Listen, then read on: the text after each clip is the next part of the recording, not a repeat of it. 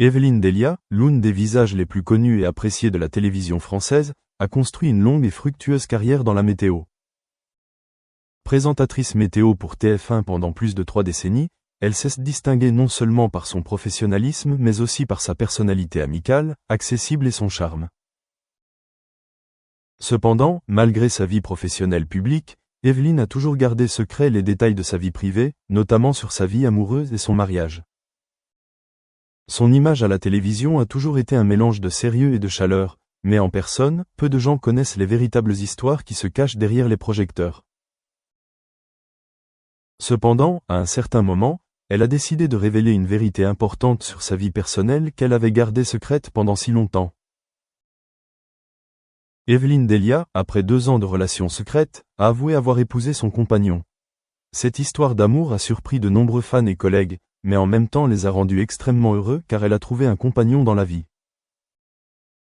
Cette reconnaissance constitue non seulement un tournant majeur dans sa vie personnelle, mais aussi une grande joie pour ceux qui l'ont aimée au fil des années.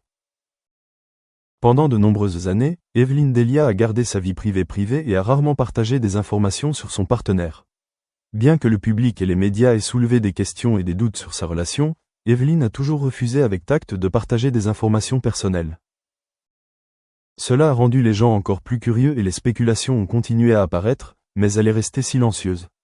À un certain moment, lorsque la relation est devenue forte, elle a décidé de rendre publique la vérité sur son mariage, qu'elle avait gardé secret pendant les 2 dernières années. L'aveu d'Evelyne Delia d'épouser son compagnon après 2 ans de relations secrètes est une excellente nouvelle pour ceux qui l'aiment. Contrairement à son image de femme forte et professionnelle à la télévision, sa vie privée est pleine de surprises et de plaisir.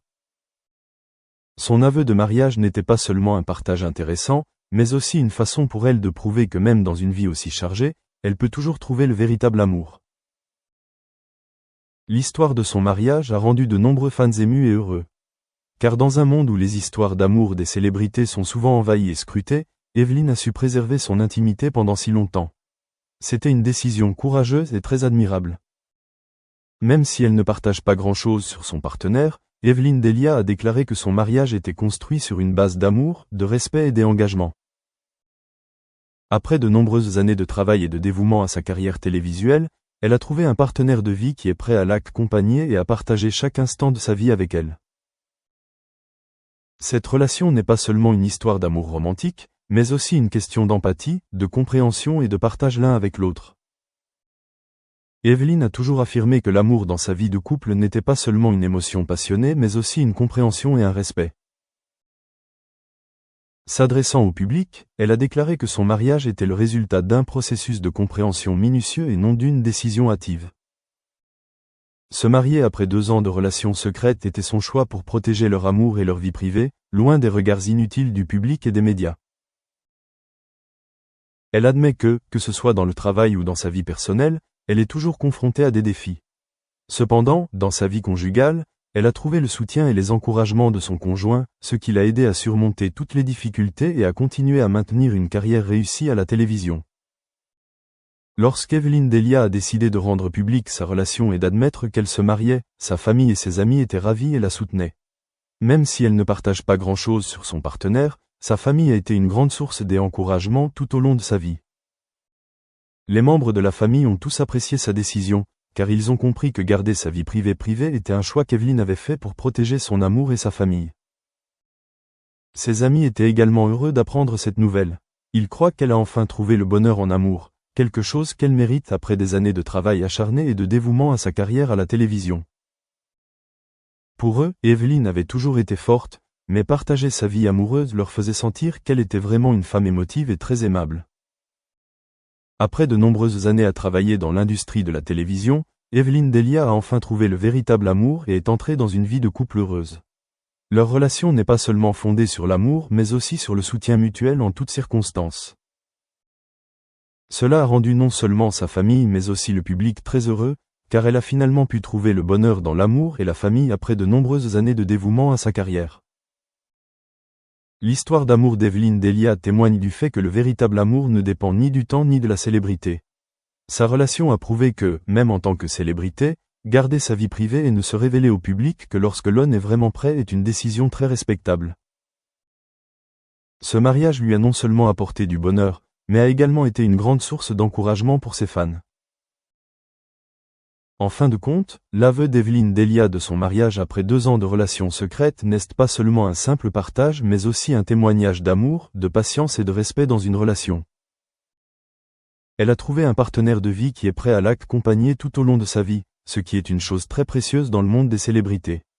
Son histoire d'amour a rendu de nombreux fans heureux, car ils voient qu'après tout, Specifically of expatriate faculty members to come to Saudi Arabia and teach, I found there was a lot of research related to faculty members and their motivations and student motivations to use technology and trying to address their anxieties regarding any technology, which means at times be new to them is truly important. As well as I want to say, not to assume that all millennials or Generation X students are just technologically savvy. Some of them have their own anxieties.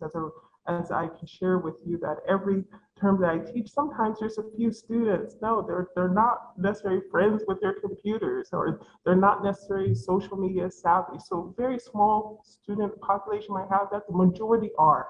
But I think it's important to consider the potential of digital divide, not only in terms of resources, but then also in terms of how people feel about technology. Sometimes especially during the COVID-19, I don't know about you, but at times I felt like a text message because we were just texting back and forth.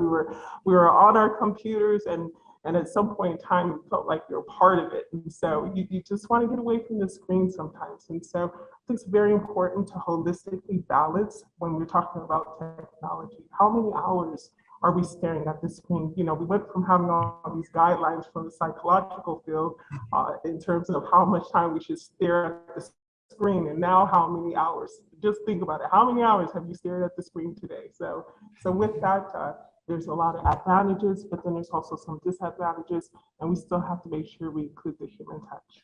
Yeah. And if I may tag on here, sorry, Pedro.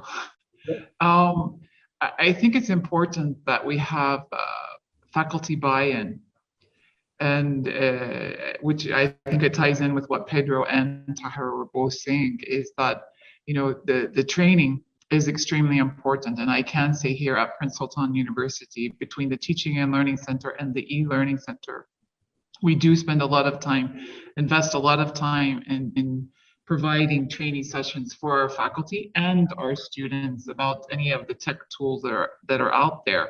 But in addition to that, we do caution the faculty to make certain, there are lots of options now. With the pandemic, we have so many options of the different apps that are available that you can be using to support the teaching and learning practices inside your courses. So yes, you might have synchronous classrooms, the face-to-face classrooms, hybrid classrooms, but there's also the asynchronous. Asynchronous has become a part of our educational practices right now. So it's about how can you use those tools effectively, and then how can you choose the right tools.